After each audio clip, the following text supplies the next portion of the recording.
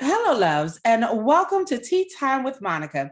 As I told you all, I'm highlighting women trailblazers in the plus fashion community this month. And today we are here with Chenese Lewis. She's one of the fashion icons, okay, my pageant sister.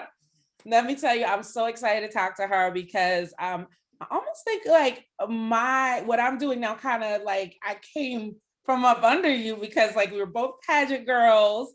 We both have podcasts now doing the media, and I just feel like you have been such an inspiration to me, and I want you to share that with my audience. Well, thank you for having me. I'm excited to be on your show and love everything you're doing. Thank you. Well, you guys, let me tell you about a little bit about Chenese. Chenese is an MC, host, and pioneer in the plus industry. She has hosted large-scale fashion events during New York Fashion Week, Los Angeles Fashion Week. Chenese was crowned the first Miss Plus America in 2003. Yes, that's right. Honey got a crown. She has worked with various plus brands such as Torrid and Ashley Stewart. In 2008, she began her podcast, The Chenese Lewis Show. This podcast, is for the plus size industry. It was the first podcast for the plus industry, highlighting industry experts, influencers, and national brands. Chenese is also a philanthropist. She served as the president of the National Organization for Women Hollywood chapter for 2 years. And trust me, she's done much more that we will get into the interview. So welcome, welcome, welcome, Chenese. Thank you. Thank you for that lovely introduction. So I'm going to start with the quote as I always do. And the quote says, body confidence doesn't come from trying to achieve the perfect body. It comes from embracing the one you've already got. Now, how does this quote speak to your work as as a positive body image and self-esteem advocate? Well, body positivity is my life's work. It Um, sure is. since being crowned Miss Plus America in 2003, my platform that I was promoting was positive body image. And at the Mm-hmm. time, no one knew what that meant.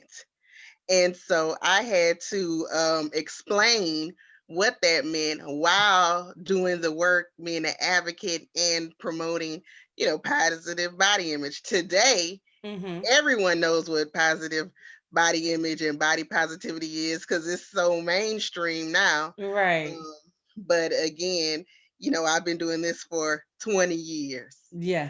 You have. You like I said, one of the first in the game, honey. I had to know your name. As soon as I entered the pageant in 2013, it was like, do you know who Shanice Lewis is? I was like, okay, I've done my research. Child, I know who she is. So tell us though, like backtrack for my audience that may not know of you well. Tell us a bit about how you got started in the plus industry and how it's been from then until now. So I am originally from Baton Rouge, Louisiana, Mm-hmm. and I got bit by the modeling and acting bug. But I live in a city where there were no opportunities for me to pursue that. Mm-hmm. And so I I started off trying to be a model and went to a model convention and lost, a lot of money. And that was kind of scammy and shady. And so eventually I did some research online and I came across the Miss Plus America pageant. And Mm-hmm. I never participated in pageants before, never knew anybody that participated in the pageant before, but I was just trying to get exposure and get my name out. And Right. so I participated that I was Miss Louisiana 2002, and I walked away with the national title my very first time competing in a pageant. And then after I won the pageant, I was like, well, I can do this. I can do anything. So in 2004, I Mm-hmm. decided to pack my bags and move to Los Angeles to pursue a professional career in modeling and entertainment and acting. Wow. Did you find that doing the pageant and modeling was different? Because that's what I heard when I, did the pageant first time. They were like, it's two different worlds. Did you find that same thing? Yes, so when I competed in the pageant, it was the first year of the pageant. So Right. it's not like I had opportunities lined up for me to do after I won. Like I had to create awareness about what the pageant was and what my title meant. So it was totally different because it didn't really hold any weight for me in the modeling world as far as booking gigs for me. But what it did was make me stand out and be memorable because I had, something the other girls didn't, a title. Right, right. So it helped, but it didn't like it set you apart a bit, but it is two different worlds.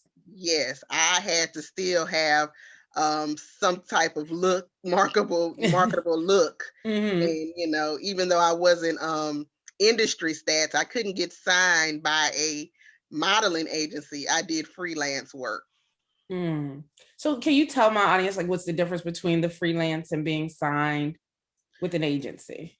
So to be a plus size model signed with a professional agency, usually you have to be at least 5'9" in height, Hmm. and they sign girls maybe like from size 10 to size maybe 18. Hmm. And so I was too short and too big to be a professional plus size model.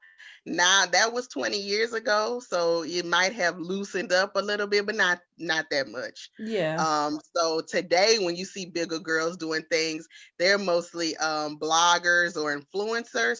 But if you look at the professional modeling boards, it's still kind of the same stats as it was 20 years ago. Yeah, and there are some brands that push more to show influencers because they want to show that everyday girl and not just the industry based models. So I do know it's changed a little bit over the years, but you're right. Trust me, if you look at it, the all the different brands across the board, it's pretty much the same. Definitely is. It's still a long way to go. Yeah, it is. It definitely is. How did you feel first getting to work with national brands like Torrid and Ashley Stewart? Well, working for Tord was a big deal for me because, like I said, I was not with an agency and I wasn't, the industry standard model. So I was living in Los Angeles. Tord Mm-hmm. base headquarters is out there. So I submitted myself Mm. and I booked that job as a freelance model on my own. So that was a big deal I know that's because right. I was modeling for Torrid, a national brand, at a size 22. And this was Mm-hmm. the early 2000s. However, I did not have the power of social media and Instagram to boost me up because later years, other people got accolades and press for being a size 22, Right. doing things, but I had did it way before, with no fanfare. The original, honey. You set the tone. You set the tone. You broke the mold for Toy. It was just like, we're here. We can do this. Yeah, sometimes when you do things before social media, people forget about it because they only look at the people that have the most numbers right now. But you done been there. You done that. Numbers don't matter, honey. Numbers don't matter. You got it all. So let's talk about acting because you said you got into acting too. So how exactly did you transition into that? Did you have to go with an agency or did you do that freelance? I did that mostly freelance, but I was able to sign with the acting agency because acting is a little more open to look Mm-hmm. and size. But my most biggest gigs, I still book them on my own. Even though you have an agent, you Mm-hmm. still have to hustle because with the agency, you're one of many that they're working for. You're a part of a maybe 100, depending on how big the agency is. Right. And so my biggest acting gig that a lot of people would know would be on Hell Date. I was one of the cast members on Hell Date on BET. That show came out in 2007. I Mm-hmm. was the only plus size girl on the cast, so that was major because that show was number one on the network at the time, and so that was one of the biggest things I did besides music videos, commercials. I've done a lot, and to be able to be a visibly plus size person during that time doing these things was groundbreaking. Yeah, it was. So give me a little tea though. How was Hell Date for you? Like what was your takeaways from that? Well, it was like an ensemble cast, so I wasn't on every single episode because it was like a Mm-hmm. dating slash prank show. It was Right. improv. So improv is something I do very well.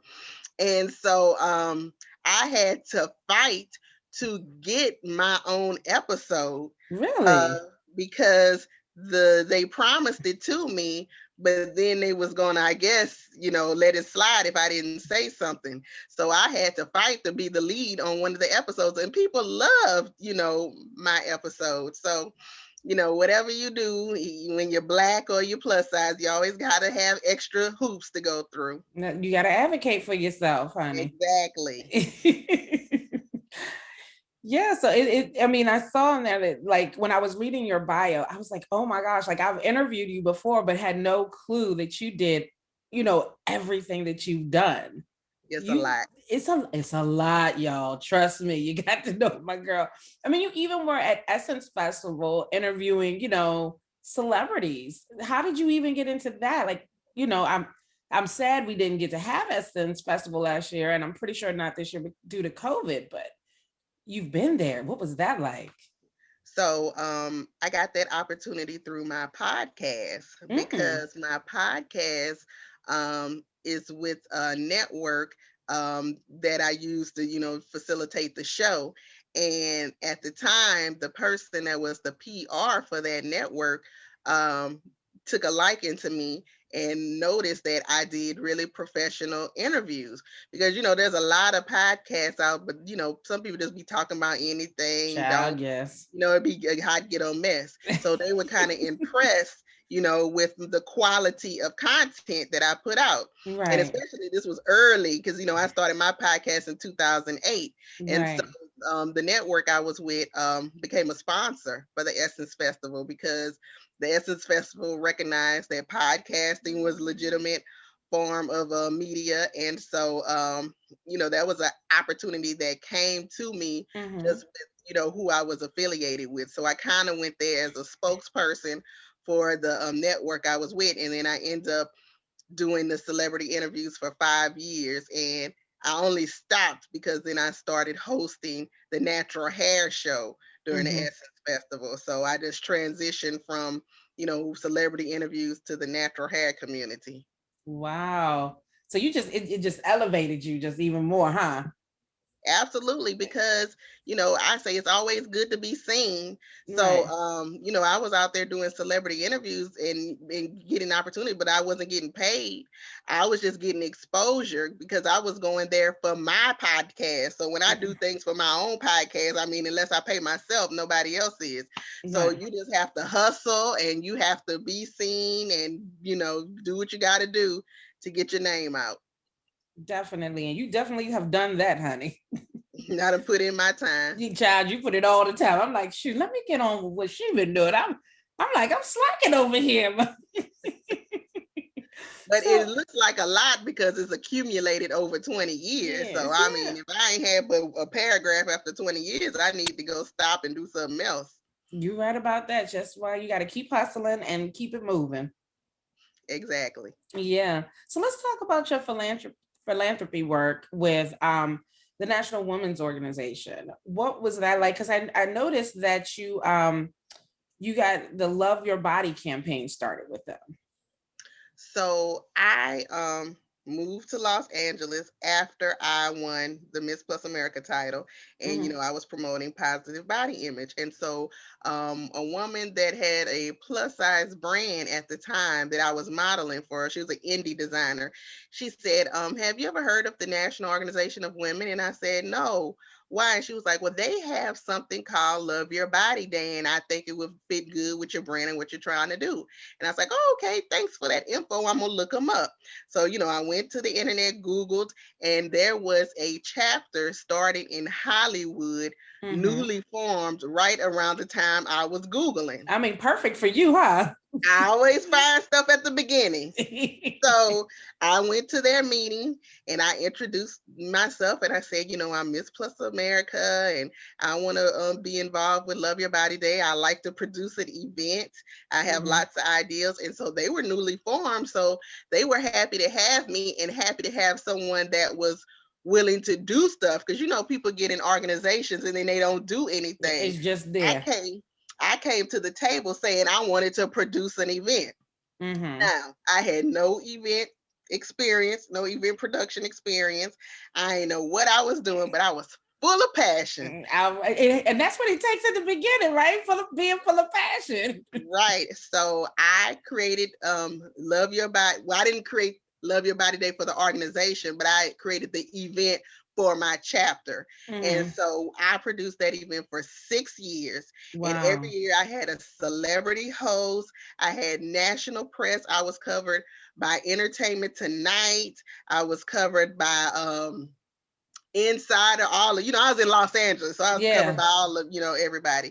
And so in 2010, my celebrity host was Whitney Thompson, who was the winner of Cycle 10 of America's Next Top Model. And Right. so every year that I had a celebrity host, we did a photo shoot together to promote the event. And so Mm. I guess that she was off America's Next Top Model, used to doing weird photo shoots. She was like, let's pose nude. And I was like, okay, Oh. but it was all her idea. And so we posed nude, and I was a little uncomfortable. I kind of hid behind her a little bit. But I produced the photo shoot. I wrote the press release. I put it on the news wire myself, and it went viral. And it went What? viral internationally. Now, one of the reasons it went viral because she was the winner of America's Next Top Model. And Mm-hmm. at the time, the show was really popping. Right. And so, girl, you can Google to this day. I'm like on these Spanish websites, Iranian websites. Like it went worldwide. And again, that was before Instagram, so I would have had way more followers than I do now if that happened during Instagram time. But Right. it did give me a lot of more opportunities as far as being a leader in the body positive movement, and people with the eating disorder organization started reaching out to me. And even Right. though I never had an eating disorder, they were just saying I was a good role model.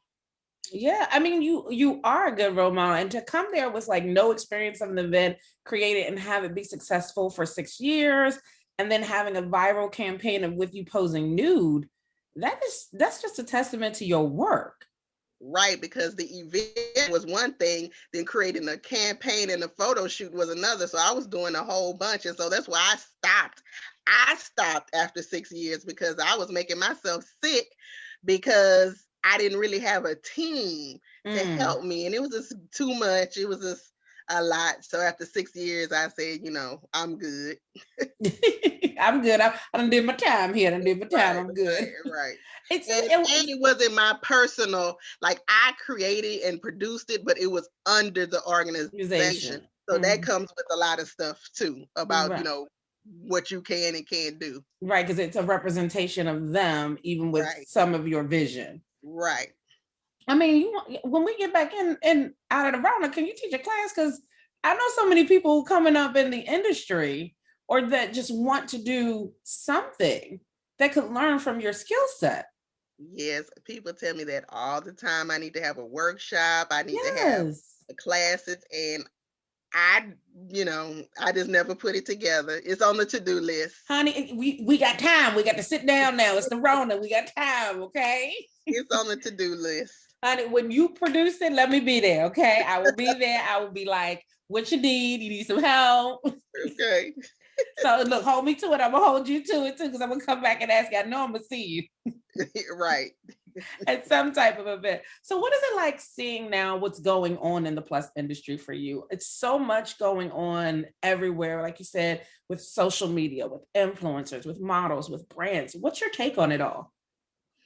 I think social media has been a great tool for building community, expanding the community, and the way people connect with brands and do things now is just so accessible, and Mm-hmm. it's accessible to more people. So, social media has been a plus.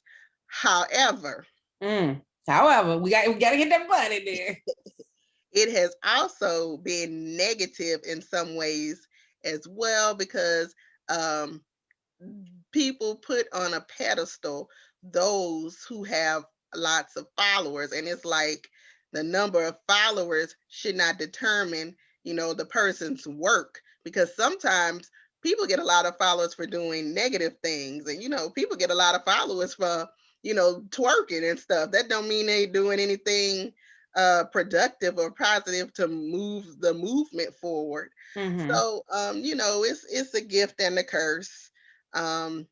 I have to be on there to be a part of the game and be involved, but I always say, read my resume and my bio. I can't, I was had a lot of followers on MySpace and in Mm-hmm. MySpace, and then I had to come over to Facebook, and now I had to come in. I'm tired of these pages Well, now. of every little platform here and there. Yeah, because And some then of these people you got now, YouTube, you got LinkedIn, you got Twitter, you got a Facebook, you got. I'm like, yeah, look, some of these people now wasn't here for MySpace, so I was I an remember influencer for MySpace. Instagram. Yeah, I remember MySpace, honey. It tried to make a little comeback, and it was like, no, you can't, no. We done taken over. That's basically what it is. It's like, no, we done taken over, honey. But you're right. Social media is a gift and a curse. There's a lot that goes on in the industry, and to me, do you feel this way? It's like it's two different sides of the industry. Absolutely, it's you know, there is like the mainstream Mm-hmm. professional that work with the blogs and the brands, which is the one I try and be a part of. Mm-hmm. And then there's more like the activism, Mm-hmm. which I support too, but some of the activism, maybe because I'm getting a little older, Mm-hmm. it's like a little sometimes it kind of comes across a little militant or a little I don't know what the right word, but they, a different generation. Yeah, I think that's what it is. It's a different generation coming in to the movement and may have different views on how to express, Right. what the movement is about. So I think we're at a crossroads actually in the industry. Right. But I still support everybody. We're all, fighting for the same thing. And like on my podcast, I try and have activism on as well as, brands. So, I try to support as many people on all sides. Well, let's talk about this podcast because this is the first podcast that has focused on the plus community and industry. So what made you decide to start the podcast? So when I was living in LA, like we talked about me modeling and acting, but then one of my friends introduced me to hosting, Mm-hmm. because I never really thought about hosting as something I could do professionally. And Mm-hmm. so she was like, I'm in these hosting classes, and I can refer my friends and you get a discount. And I was like, okay. And so, I went to hosting school. And Mm. so at the hosting school in Los Angeles, I was training to be an on air host. And they were training me on the teleprompter, as Mm-hmm. well as training me to be on the red carpet at the Oscars or the Grammys. Right. So I was being trained to, do major things in Los Angeles. And Right. so one of my teachers was I Dallas, which was an MTV VJ from the Oh yeah, 90s. I remember her. So she was one of my teachers, and she told me that there's this new thing called a podcast. And I was like, oh, I never heard of a podcast before. And she was like, yeah. She was like, you can use this to practice your interview skills. Because she was like, to be on the red carpet at the Grammys or at Oscars, your interviewing skills have to be really sharp. So Right. the only reason I started a podcast was to practice interviewing people, because I was Mm. planning to do it in person. Right. And so I chose to focus on the plus size industry because I was already active and known in the plus size industry. Like, I don't like to reinvent the wheel. Like, I Right. already had a community that knew me and was supporting me.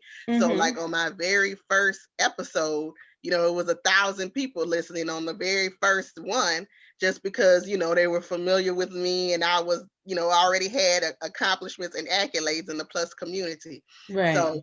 I didn't expect to be here 13 years later still doing the show.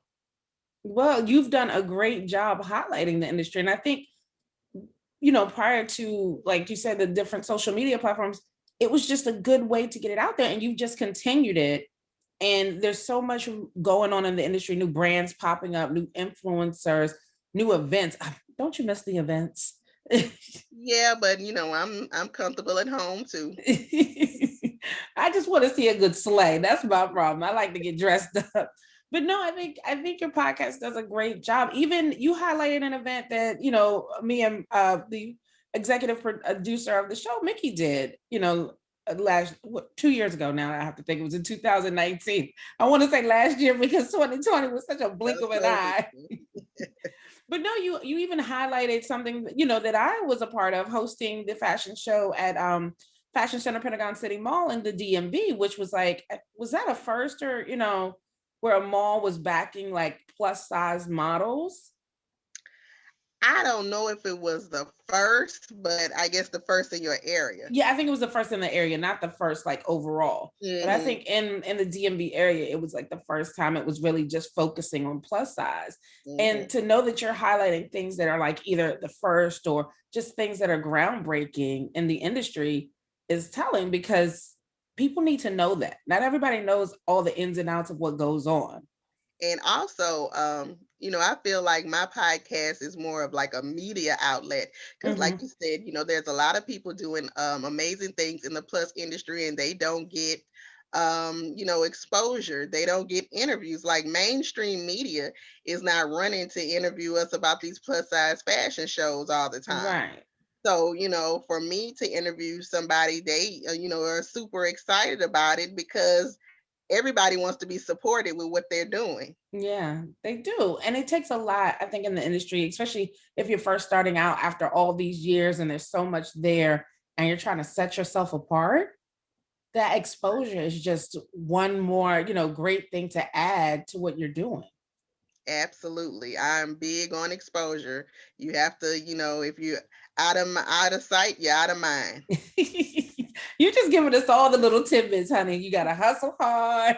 You got to stick with your platform, take risks, take your chances, elevate. Don't be out of sight, out of mind. I love it. Exactly. You have to, because sometimes, I feel like I'm not doing enough because people are like, oh, you're so busy. Oh, you this. And I'd be like, girl, I wish I could be doing about 10 or 20 more things because I just know how important it is to be visible. So, sometimes, people will turn their nose up at somebody interviewing them. And I'll be like, of course I'll do it. If it's something that's decent and it's something that's, trying to spotlight me, like on my website I put Forbes right next to an indie person writing about me because I know that everything counts. And a lot of people in this plus industry that have made it, they don't understand that. Yeah. They just focus on Instagram. Now, look, let me tell you, you're going to reach out to some people you want to interview and they're not going to respond back and they're going to ask things. Don't I know it? I have reached out to several people and not gotten a response. Okay. But here's the thing, they'll do it to me too. Because they don't understand that everything counts. If somebody sees me on your show and if I just get 5 extra followers, I'm happy because everything counts. And that's how I can last for 20 years and have the support because I try to support everybody and I try to stay visible in multiple ways. I know that's right. The audience, you heard that, stay visible in multiple ways when you're pursuing your dream. Absolutely. Definitely. So what advice could you give someone who's thinking about, coming in the industry? If they're, we're all sitting home right now thinking of other things we can do. People are branching out, doing hobbies. What advice can you give that person? Well, the first thing I would say is do your research because that's like one of the biggest mistakes people do. They, want to come and be a plus size model. They don't know the standards. And even if you are like me, I was outside of the standards with height and size, but I still presented myself as a professional model. I still studied the agency side model so my pictures could be similar.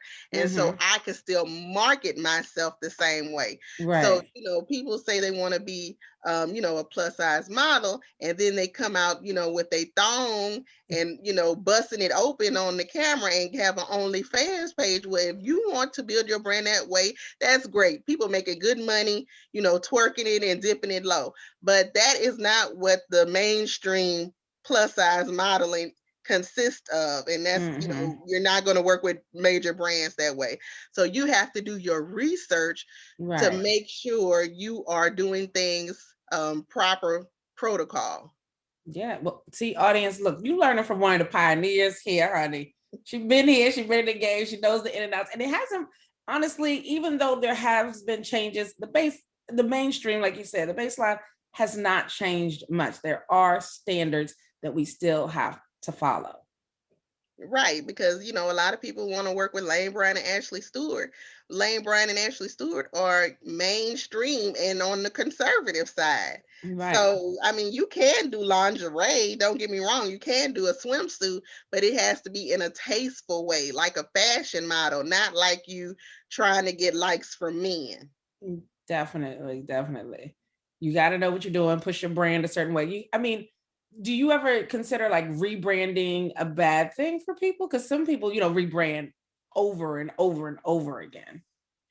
Well, I mean, I don't think it's anything wrong with rebranding, but some of the stuff when you put online is online forever. So some of the stuff is going to be hard to rebrand when it's documented online for the rest of your life. And then people, take pictures of your stuff, screenshot it, and, put you on a website. So you could rebrand, but it's, depending on how far you got, it's going to be a challenge. Not impossible, but a challenge. Yeah, it can be. I can agree with that. You got to be careful what you put on there. Yeah, because some of that social media posts come up on Google search. They do. You got to be careful out here. Definitely. Exactly. Well, I think you've given us some good advice on that. And I just, like I said, audience, this is somebody that I've been looking up to for years. Okay. So I know what she's capable of. I know what she's done, but I had to introduce you all to Chenese because she's been doing it for so long and you're going to keep going. I know you are, because I don't see you stopping anytime soon.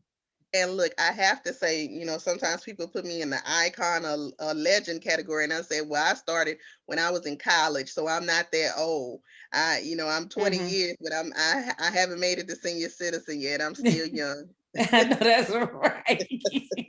Like, hey, you started when you got started, and it don't matter what your age is, honey. You're still beautiful and still full of life. So they don't need to know what age you are. Black don't crack. That's right.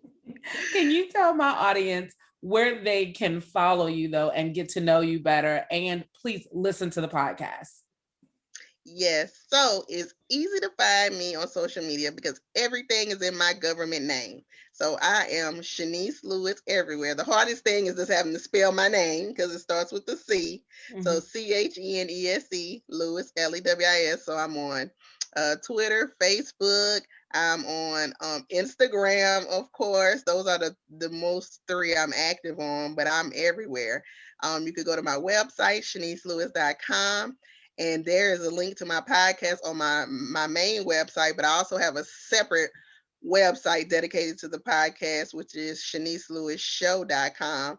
And my podcast is weekly and it's on every podcasting app. So you can just, search for it on every app that you like. And it's a lot of good information if you're trying to get into the industry because, I interview people and ask their journey, just like, you asked me. And that's how you learn things, by listening. So definitely check that out. And I'm on Clubhouse. I'm active on Clubhouse too. Oh, so yes. Clubhouse is getting popping now. We got a new whole platform to get popping with. I'm Chenese Lewis on there as well. And I'm, active in rooms there. All right. Well, audience, definitely follow my girl Chenese. Listen to her podcast. And I know, like, if you guys need any advice, reach out to Chenese. She's one of the nicest people I've known in the industry for a while. So thank you so much for coming on Tea Time with Monica and sharing with us today. Well, thank you for having me. It's an honor, and continued success with your show and all you're doing. Thank you so much. Well, audience, thank you for listening to another episode of Tea Time with Monica. Bye, loves.